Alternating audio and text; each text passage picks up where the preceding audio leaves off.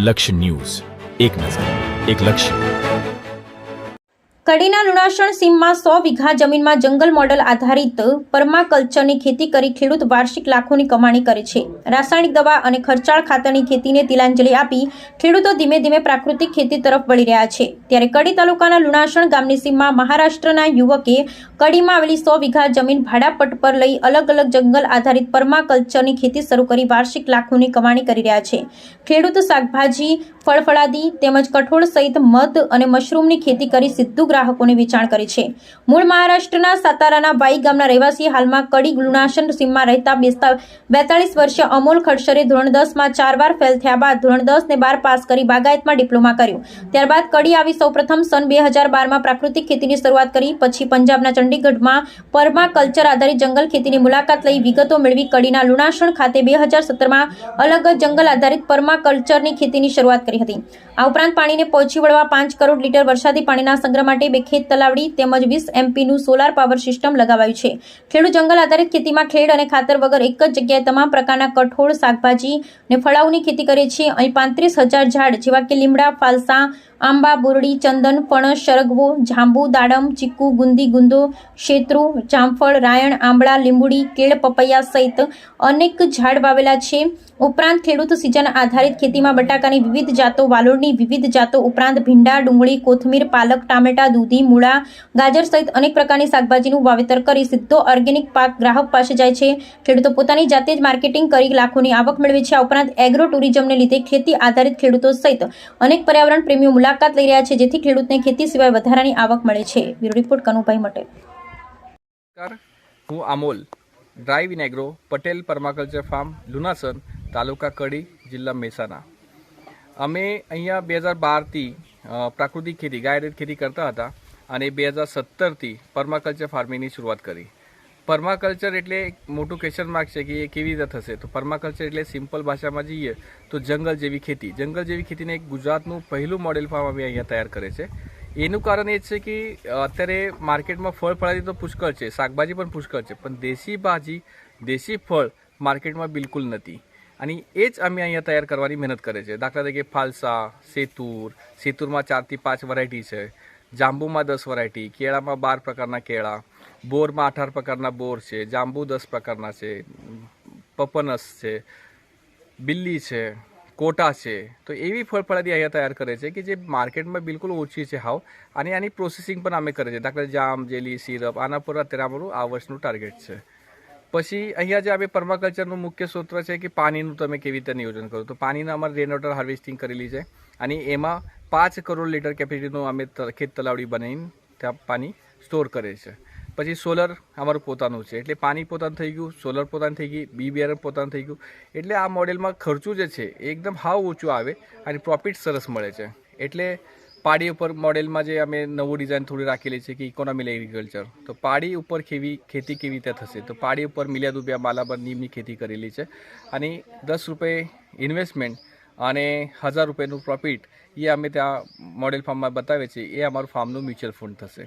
એવું ને એવું અમારી કમ્પાઉન્ડ ઉપર 4000થી વધારે લીમડાના ઝાડ છે અને એ લીમડાના તમે દાખલા તરીકે મેડિક્લેમ તરીકે અમે વાપરીએ. ઇમરજન્સી ફંડિંગ જ્યારે જરૂર પડશે ત્યારે અમે આમાંથી 100-200 ઝાડ કાઢી શકાય એવું અમારી પોલિસી કામ કરે. પછી કરંટ અકાઉન્ટ, સેવિંગ અકાઉન્ટ્સ એ બધી અહીંયા અમે ગોઠવણી રાખે છે કે એ કેવી રીતે ધીમે ધીમે કામ કરશે. અને આ કામની પદ્ધતિ બધા ખેડૂત મિત્રો માટે આ લાંબુ સમય સુધી આ મોડેલ ફાર્મ કામ કરીએ. નમસ્કાર.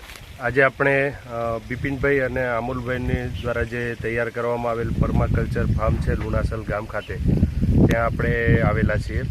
હવે આજની મુલાકાતે આપણે જોયું કે ખાસ કરીને જે પરમાકલ્ચરની આપણે વાત કરીએ તો પરમાકલ્ચર એટલે જંગલ જેવી ખેતી કે જ્યાં જંગલ ડેવલપ કરી અને એની વચ્ચેના ભાગમાં અને આજુબાજુમાં એ રીતે ખેતી કરવામાં આવે છે કે જેથી આપણને આવક પણ સારી મળી રહે, પશુ પક્ષીઓને રહેઠાણ પણ મળી રહે અને સાથે સાથે જે જંગલનો પાંદડાઓ અને બીજો અન્ય કચરો, જે સેન્દ્રિય કચરો નીચે પડે એ જમીનમાં વિઘટન થઈ અને જમીનમાં જ ખાતર તરીકે ઉમેરાતા હોય છે, જેથી કરીને બહારથી ખાતર નાખવાની જરૂરિયાત રહેતી નથી.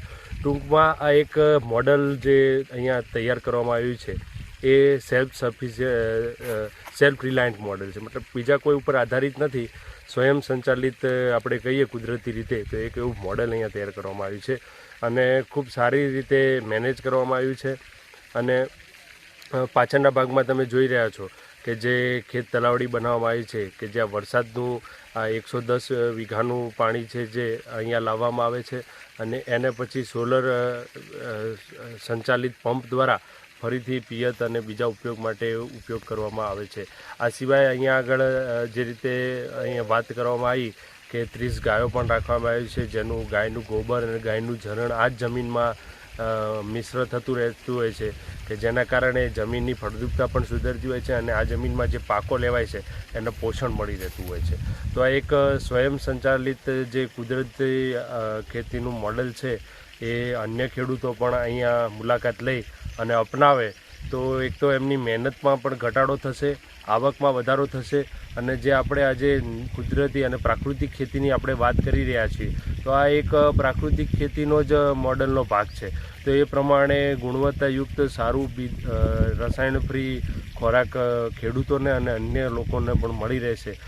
આ ઉપરાંત આપણે આના એક બીજા ફાયદાની વાત કરીએ તો અત્યારે જે એગ્રો ટુરિઝમની આપણે વાત ચાલી રહી છે કે જે લોકો ખેતી સાથે સંકળાયેલા નથી અથવા તો ખેતીથી વિમુખ થઈ ગયા છે તો એ પણ આવી જગ્યાએ આવી અને રોકાય અને આ જગ્યા જોવે તો એક કુદરતી વાતાવરણનો અનુભવ કરશે. સાથે સાથે ખેડૂતો કેટલી મહેનત કરી અને ખેતીમાં ઉત્પાદન લેતા હોય છે તો ખેડૂત પ્રત્યે એમને એક ભાઈચારાની ભાવના અને એક સિમ્પથીની ભાવના જાગશે તો બોન્ડિંગ બનશે તો એના કારણે એ ખેતી પ્રત્યે થોડા સંવેદનશીલ થશે અને ખોરાકનો બગાડ કરતા હોય અથવા તો પાણીનો બગાડ કરતા હોય તો અહીંયા આવી એમને મહત્ત્વ ખબર પડશે કે કઈ રીતે ખોરાક અને પાણી મહત્ત્વનું છે તો એના આધારે એ લોકો એ દિશા તરફ તો વળશે. આ ઉપરાંત ખેડૂતને એગ્રો ટુરિઝમ દ્વારા ખેતી ઉપરાંતની પણ એક આવક મળી રહેશે તો એ પણ કોન્સેપ્ટ અહીંનો જે છે બિપિનભાઈ અને અમુલભાઈનો એ પણ ખૂબ સરસ છે.